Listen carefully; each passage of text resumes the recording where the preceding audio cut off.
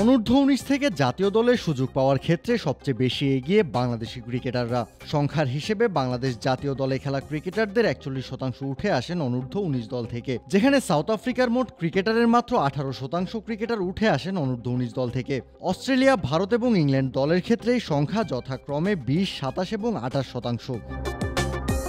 Under-19 দল থেকে একজন ক্রিকেটার উঠে আসেন এক্স ফ্যাক্টর নিয়ে, সুযোগ পান জাতীয় দলে। তাহলে কেন তারা নিয়মিত পারফর্ম করতে পারেন না জাতীয় দলের জার্সি গায়ে? বাংলাদেশের সমস্যাটা আসলে হচ্ছে কোথায়? বিশ্বকাপে সুপার 8-এ ভারতের বিপক্ষে ম্যাচের পর ক্রিকবাজে কথা বলার সময় সাবেক ভারতীয় বোলার জহির খান এবং সাবেক অজি ক্রিকেটার অ্যাডাম গিলক্রিস্ট খুঁজে বের করেছেন এই প্রশ্নের উত্তর। আর নয় ড্যাম্প ওয়ালের সাথে toxic relation. Berger mister expert damp গার্ডই সঠিক সলিউশন। বাংলাদেশ দলে কখনোই ক্রিকেটারদের কোর গ্রুপ ছিল না যারা কিনা নিয়মিত পারফর্মার। সে কারণে নতুন ক্রিকেটাররা অনূর্ধ্ব-19 দল থেকে এক্স ফ্যাক্টর নিয়ে উঠে আসলেও জাতীয় দলে এসে থিতু হতে পারেন না, কারণ শুরু থেকেই তাদের উপর পারফর্ম করার চাপ থাকে। অন্যদিকে ভারত, অস্ট্রেলিয়া, ইংল্যান্ডের মতো দলগুলোতে সবসময় একটা কোর গ্রুপ থাকে যারা কিনা নিয়মিত পারফর্ম করে। যখন একজন নতুন ক্রিকেটার সেখানে যুক্ত হন তখন তিনি পর্যাপ্ত সময় পান নিজেকে মেলে ধরার। সিনিয়রদের চাপ নিয়ে খেলতে দেখে দেখে তারা নিজেরাও পরিস্থিতির সাথে অভ্যস্ত হয়ে যান, হয়ে ওঠেন পারফর্মার।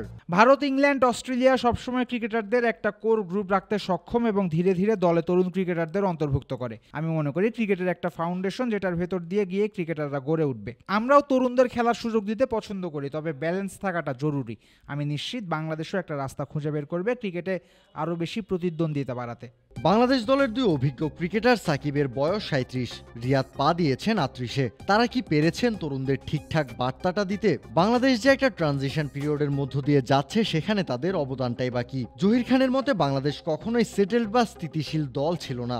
দল নির্বাচনের পদ্ধতি থেকে শুরু করে ক্রিকেটারদের পারফরমেন্সকে কাঠগড়ায় দাঁড় করিয়েছেন তিনি।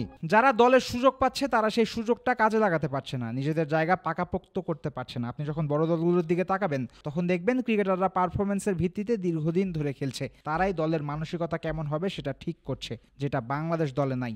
আমরা শ্রীলঙ্কার ক্ষেত্রেও কিন্তু এখন এমনটাই দেখছি। বাংলাদেশের বর্তমান দলটাই 2020 যুব বিশ্বকাপ জয়ী দলের 4 জন ক্রিকেটার খেলছেন। তাওহিদ হৃদয়, তানজিদ তামিম, তানজিম সাকিব, শরীফুলদের মতো ক্রিকেটারদের পাশাপাশি আছেন রিশাদের মতো পারফর্মারও, যারা কিনা ব্যাটে বলে নিজেদের সক্ষমতার পরিচয় রেখেছেন। বাংলাদেশ ক্রিকেটের এবার তাদের উপর ইনভেস্ট করার সময় এসেছে চ্যাম্পিয়ন মেন্টালিটির ক্রিকেটারদের নিয়মিত পরিচর্যা করে জাতীয় দলের হয়ে খেলার সুযোগ করে দেওয়ার। আর এতেই মিলবে সফলতা, এমনটাই চাওয়ার টাইগার সমর্থকদের। কাউসার শান্ত, ক্রিক ফ্রেঞ্জি।